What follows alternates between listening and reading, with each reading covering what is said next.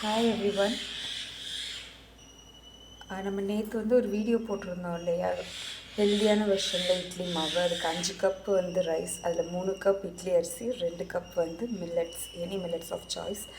அப்புறமேல்ட்டு 1 cup உளுந்து, normal தோல் உரித்த உளுந்து, இன்னொரு கப்பு தோல் உரிக்காத உளுந்து நல்லா பிளெண்ட் பண்ணிவிட்டு 6 hours ஆஃப் ஃபர்மெண்டேஷனுக்கு அப்புறம் நம்ம நேற்று கிறிஸ்பி தோசை பார்த்தோம். இப்போ நல்லா ஸ்பஞ்சியான இட்லி. பிளேட்டில் கீ க்ரீஸ் பண்ணிக்கோங்க. பண்ணிவிட்டு இட்லி பேட்டர் ஊற்றிட வேண்டியதான்.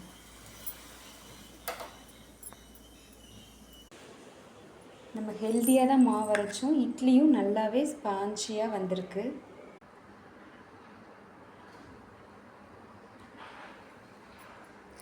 Just filling breakfast.